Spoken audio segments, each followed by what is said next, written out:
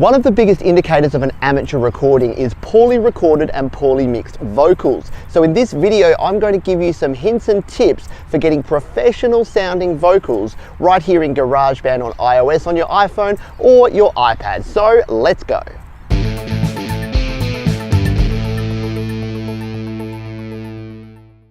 Hi, my name is Pete. This is Studio Live today, where I help you to create, record and release your best music. Now, I've just done my vocal recording, so unfortunately you won't get to see all of the vocal recording process. However, as always, I do have videos which I'll link down there and up there where you can see a full vocal recording session. But what I wanted to do was take you through the vocals that I have recorded, do a little bit of light editing and mixing, and give you some tips along the way for how I recorded these to make sure that they sounded good and fit the track nicely. Let's go. Okay, welcome back, and this track should be looking quite familiar to you by now. So we have our bass up here, we have our drums, we have our piano, and what I've actually done is I've replaced these old vocals with some fresh new vocals. So we have our lead vocal here, we have a little bit of sort of backing vocal that ends there, ends the song there. We have a double of our lead vocal that we may or may not use as we go through, and again a little bit of backing there. This is just a little bit of a weird synth that we've added in, which we'll show you as we get to it. And then our backing vocals. So these are our woes. We have our sort of low woes, and then we have our high woes here and here. So we'll show you what I mean by all of that. But if you've been listening to the song, you'll know what they sound like as is anyway. So here is our lead vocal. Now, I use the punchy presence, which I've said before. If we go into the vocal here, you can see that we have it set here as punchy presence. If you're on the iPad, you'll have this right in the middle. If you're on the iPhone, you have to tap in the top here and then go to your setting here. I'll probably change this to lead vocals and then add in some different effects as we go through. So I do sometimes mix as I go along. Sometimes I sort of just get all the tracking done and then do my mixing at the end. So because I'm just recording on my screen now here, I don't have the ability to export with stereo. I can't really do my mixing because I can't show you the panning decisions and whatnot. So let's just take a listen to this as it is, and then when we do our final mix, you'll be able to hear how we go and how it sounds in stereo. So here is the lead vocal. Now, to record this lead vocal, I used a large diaphragm condenser, I used a pop filter, and I used my Steinberg UR12 to record it. So all of that is pretty standard, and I also, actually the microphone I used was the Samson C01. So I've used all of those before in previous videos, and I will link to a complete vocal recording video so you can see a complete session down below and up above if you'd like to check that out. So let's just take a listen. We'll solo this vocal, and you'll hear that by using the large diaphragm condenser, by using the pop filter and the Steinberg UR12, I've got a very clean sounding vocal to work with. Let's take a listen. When you feel like you're right at the end of your tether, when the weight of the world starts to get you down.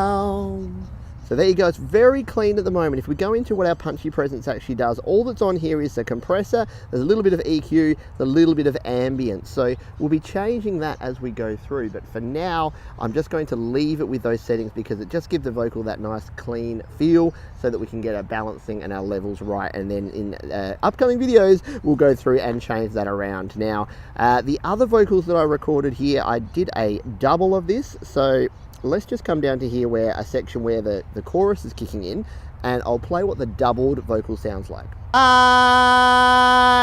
There is no crying in baseball.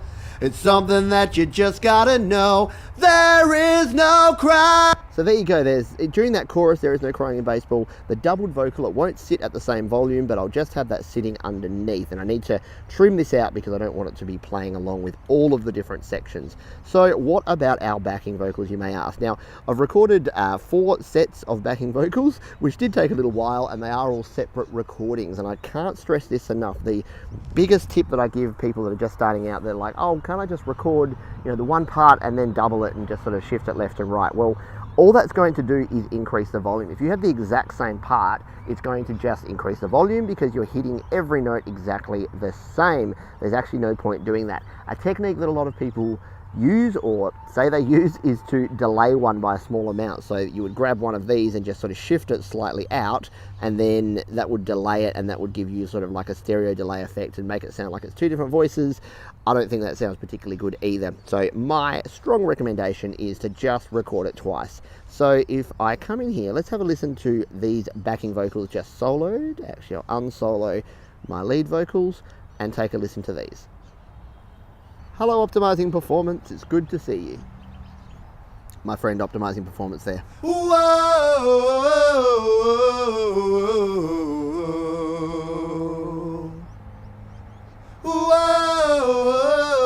And again, when I sort of change these, I'm obviously going to do some EQ on these vocals, which we'll show you at a later stage, and we'll move some of those sort of left and right with the panning so that they don't sound exactly the same.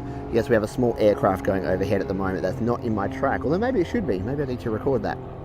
Actually, maybe I should take it to a baseball game and record some baseball sounds.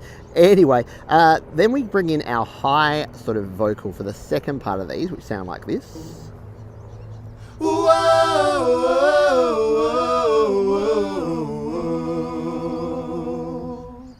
So again, having a decent microphone, and I've said before, you don't have to have the best of everything. If I was using just the iPad or the iPhone microphone and a pair of earbuds, I'd be getting a decent sound anyway, as long as I have my level set right. Probably something I didn't say before, but make sure that your input gain is set at a low enough volume that you're not going to be clipping and distorting. The reason these vocals sound so clean is that you'll notice here the waveforms are not going crazy. They're not way up there. They're just at a nice volume and a nice level. So make sure that you're not recording too hot. I've said this a bunch of times before, but you don't want to clip, you don't want to distort your vocals and go too hot. You want to dial back your input gain. So whether you're using a large diaphragm condenser into an interface like I do, or if you're just using your iPad, just make sure that you, wherever you dial it, either on the iPad itself, when you're looking at it here, when you've got over here this input gain on the left, or if you've got your hardware input gain on your interface, just make sure it's set right. Anyway, enough ranting about that. So as we go through here, let's just slide this out of the way. As we go through here, we just come in and I've just recorded, and you can see I've already tidied some of these up a little bit, and we've got our recordings done. So let's now, we'll solo all of our vocals on for this sort of last section here where everything is sort of doing its thing, which comes in around about here. Let's play this now.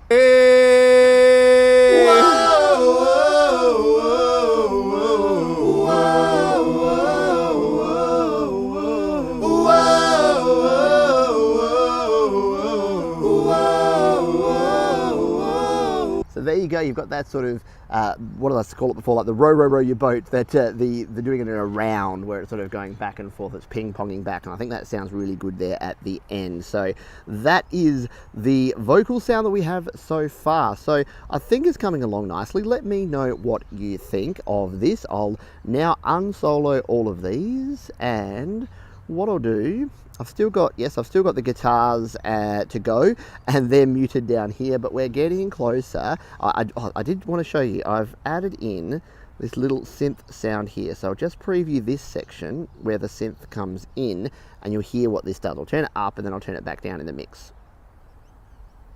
And we get a visit from Optimizing Performance again.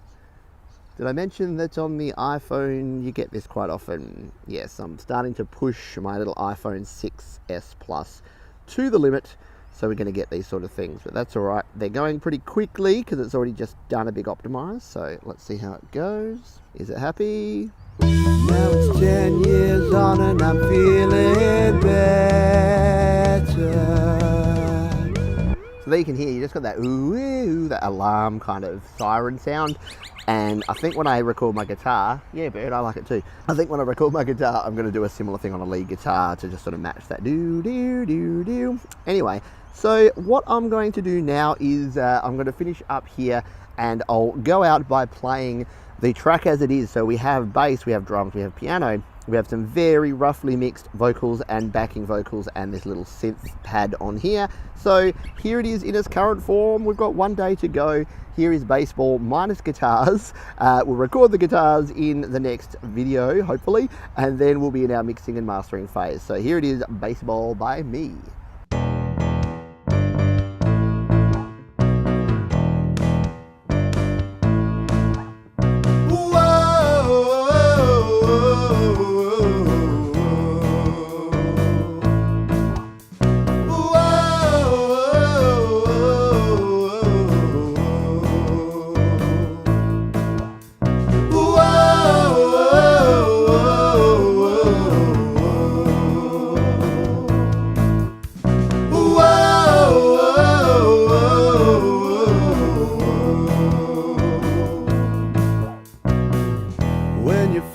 like you're right at the end of your tether. When the weight of the world starts to get you down, toughen up, man, you don't want to show emotion.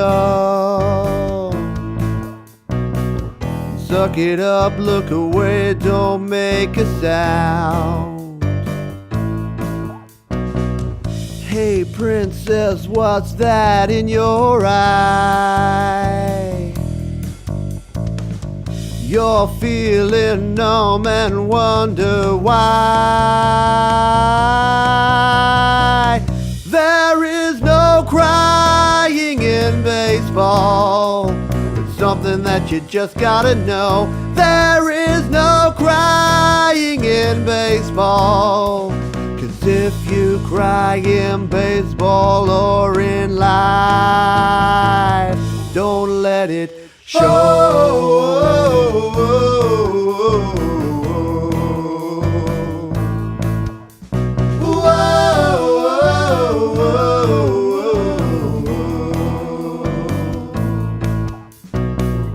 Every day you would say things just to hurt me. Every time that I woke up I would scream. You were getting so much pleasure from my suffering. Didn't care what your words were doing to me. Hey dirtbag, what gives you the right?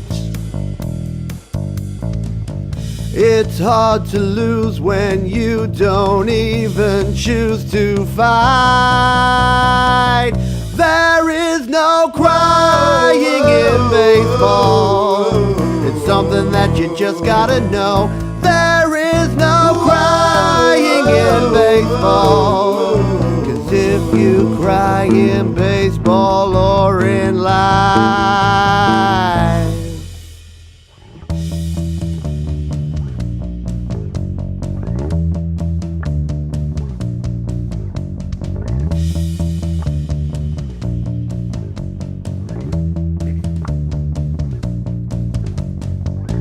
now it's 10 years on and I'm feeling better.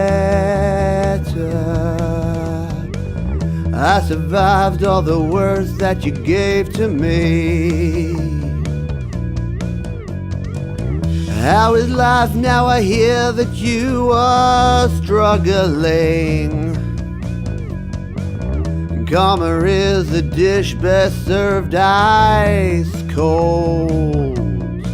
So now who are you to question me? I said, who are you to question me?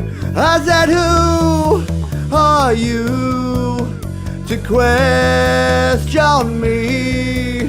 I said, who are you to question me? Whoa, whoa, whoa,